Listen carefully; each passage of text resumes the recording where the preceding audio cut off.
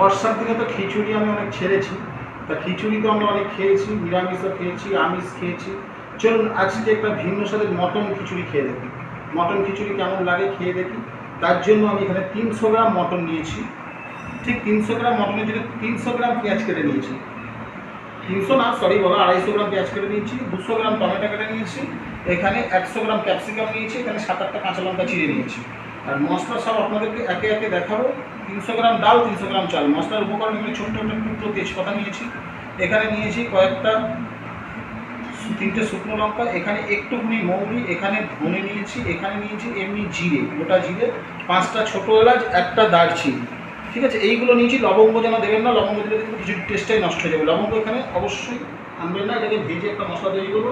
তার আগে চলুন আমি মাংসটাকে ম্যারিনেট করি। ম্যারিনেট করার জন্য এখানে কী করছি, এখানে দিলাম হচ্ছে 1 চামচ আদা রসুন, অল্প করে হলুদের গুঁড়ো, 1 চামচ লঙ্কার গুঁড়ো, অনুযায়ী লবণ।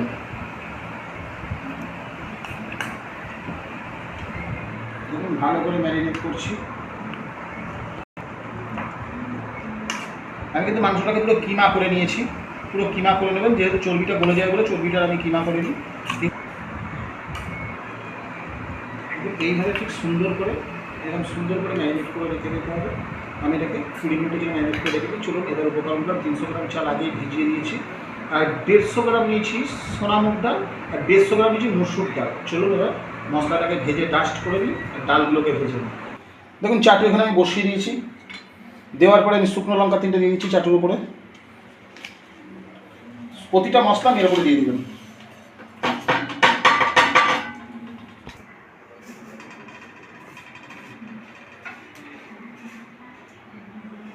দেখুন আমি সেই চাটুর মধ্যে থেকে মশলাগুলোকে এই ভেজে এখানে এত সুন্দর করে তুলে নিয়েছি। এবার এই চাটুর মধ্যে আমি মুগ ডালটা দিয়ে দিয়েছি আগে 150 গ্রাম, একটু ভেজে নিচ্ছি। সঙ্গে অ্যাড করেছি হচ্ছে 2টো তেজপাতা। দেখুন এবারে দিয়ে দিয়েছি মসুর ডালটা। দেখুন কড়াই এখানে বসিয়ে দিয়েছি, তেল দিয়ে দিয়েছি আমি। আর এখানে 300 গ্রাম চাল আমি ভিজিয়ে রেখেছি অনেকক্ষণ ধরে, ডাল ভেজে এখানে তুলে নিয়েছি। আর এখানে আমি কিছু বড় বড় করে আলু কেটে নিয়েছি, আলুগুলোকে আমি ভালো করে ভেজে নিচ্ছি। এর মধ্যে আমি নুন দিয়েছি, নুন দিয়ে আলুটাকে ভেজে নিচ্ছি। দেখুন আলুটা 50% ভেজে নিয়েছি, এবার আলুটাকে আমি তুলে নিচ্ছি। দেখুন আলু তুলে আমি এর মধ্যে পেঁয়াজটাকে দিয়ে দিয়েছি।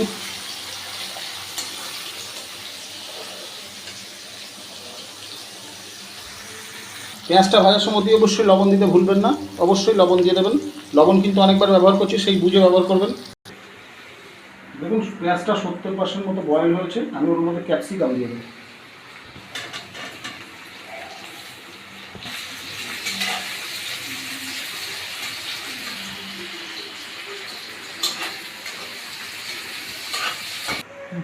দেখুন আমি এবার এখানে টমেটোটা অ্যাড করে দিলাম।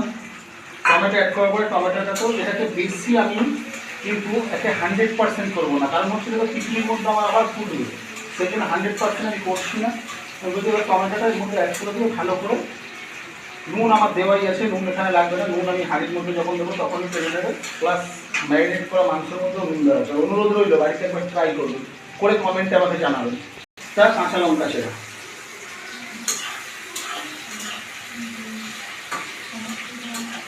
অ্যাড করলাম আদা রসুনের পেস্ট।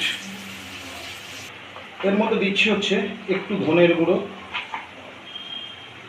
জিরের গুঁড়ো দিয়ে দিলাম আমি, ধনের গুঁড়ো, জিরের গুঁড়ো, আর কাঁচা লঙ্কা আর শুকনো লঙ্কা তো আগে আমি মাংস ম্যারিনেট করে রেখেছি, আপনারা পারলে এখানেও শুকনো লঙ্কা অ্যাড করতে পারেন। একটু হলুদ অ্যাড করে দিলাম। দেওয়ার পরে এইবার আমি গ্যাসের ফ্লেমটাকে হাই করে দিলাম, এতক্ষণ আমি লো রেখেছিলাম, কারণ হচ্ছে এবার আমার কাঁচা গন্ধটা যেই বেরিয়ে গেছে, এর মধ্যে সেই ম্যারিনেট করা যে মাংসটা আমার ছিল, সেই ম্যারিনেট করা মাংসটা আমি এর মধ্যে দিয়ে দিচ্ছি। দেখুন মাংসটা এত সুন্দর করে ম্যারিনেট করেছি, বাটিতে কিন্তু একটু লেগে নেই মাংস কোথাও। এবার চলুন এই মাংসটাকে আমি একটু কষিয়ে নিই ভালো করে।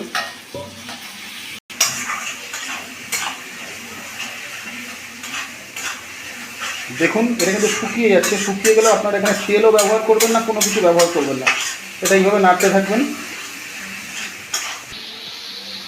দেখুন 2 মিনিট নাড়িয়ে ছাড়িয়ে নেওয়ার পরে আমি এখানে আপনার লেবুর রসও ব্যবহার করতে পারেন। আমি এখানে অল্প করে একটুখানি 1.5 চামচ ভিনিগার ব্যবহার করলাম, যাতে মাংসটা সফট হয়ে যায়, সেই জন্য 1.5 চামচ ভিনিগার ব্যবহার করলাম। এবারে চলুন আরও 2 মিনিট মাংসটাকে ভালো করে কষিয়ে নিচ্ছি। আরও 2 মিনিট নাড়ার পর ভেজে রাখা আলুগুলো এর মধ্যে অ্যাড করে দিলাম। এটাকে অবশ্যই ধুয়ে তেলটা আমি দিয়ে দেবো।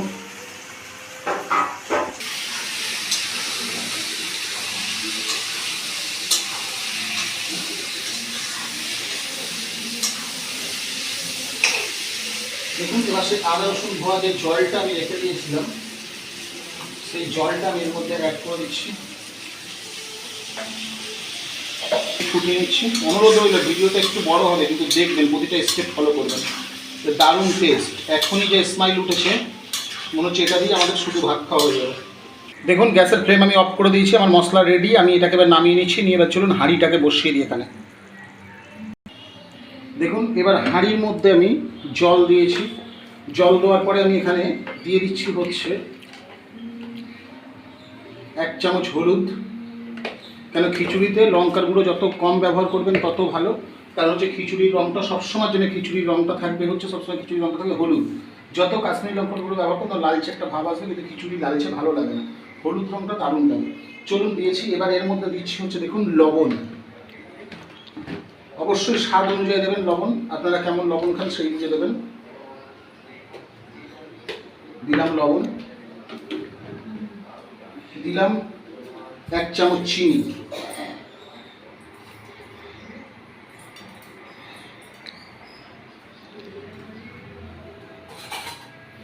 ভালো করে ঘুটে দিলাম জলটাকে।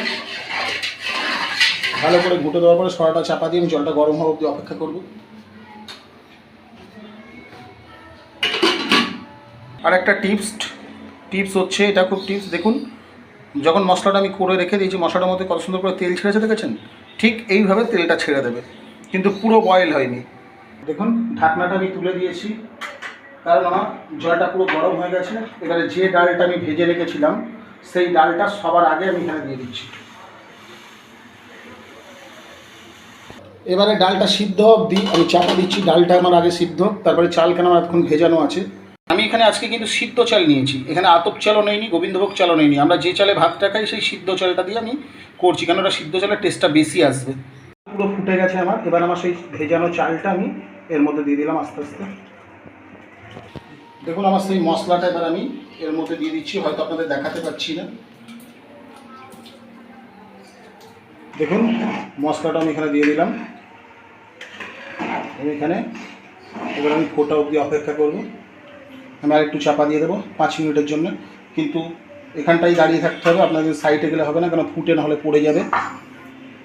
দিয়েছি দেখুন এখানে কত সুন্দর ফুটছে। এবার এই ফোটার সময় আপনাদের কিন্তু একটা জিনিস লক্ষ্য করতে হবে, এখানে সবসময় তলায় খুন্তি দিয়ে ঘুঁটে দিতে হবে, না হলে কিন্তু তলায় ধরে নেবে, ধরে নেওয়ার ভয় থাকবে। শুধু এইভাবে খুন্তি দিয়ে ঘুরতে থাকতে হবে একটু পর পরই। দেখুন আমি ঘুঁটেই যাচ্ছি এইভাবে ঘুরতে ঘুরতে দেখুন এটা আস্তে আস্তে বসে যাবে। এবার যতক্ষণ না আপনার এখানে চাল বা ডাল সিদ্ধ হচ্ছে ততক্ষণ দেখুন আমার প্রায় 70% হয়ে গেছে, 30% বয়েল হয়ে গেলেই হবে। দেখুন এখানে আমার 80% আমার খিচুড়িটা বয়েল হয়ে গেছে, আর দেখতেও দারুণ হয়েছে। 80% বয়েল হয়ে গেছে। আমি গ্যাসের ফ্লেমটাকে স্লো করে দিয়েছি। এবার আমার সেই বানানো যে মশলাটা, যেটা ভাজা মশলা তৈরি করেছিলাম, এবার এর উপর থেকে আমি অল্প করে দিচ্ছি। বেশি দিলে কিন্তু তিতো হয়ে যাবে জিনিসটা, অল্প করে দিলাম, একদম অল্প করে দিয়ে এটাকে আমি নাড়িয়ে দিচ্ছি। দেখুন 1 মিনিট জোরে আমি ফুটিয়ে নিচ্ছি।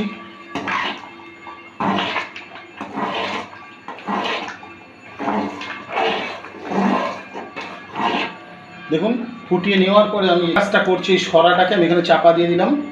পুরো গ্যাসের ফ্লেম অফ করে ঠিক 20 মিনিটের জন্য। 20 মিনিটের মধ্যে আমার রেডি হবে, আমি সার্ভ করে আপনাদেরকে দেখাচ্ছি। 20 মিনিটের মধ্যে সার্ভ করে আপনাদেরকে দেখাচ্ছি। ঠিক 20 মিনিট এইভাবে চাপা দেওয়া থাকবে। দেখুন আমি সার্ভ করে নিয়েছি, নিয়ে দেখেছি। অনুরোধ রইল বাড়িতে একবার ট্রাই করবেন, আর কেমন খেলেন বলবেন। ততক্ষণ সবাই ভালো থাকবেন, সুস্থ থাকবেন, সুখে থাকবেন। আবার নতুন ভিডিওয়ে দেখা হবে। আজকে এই পর্যন্ত।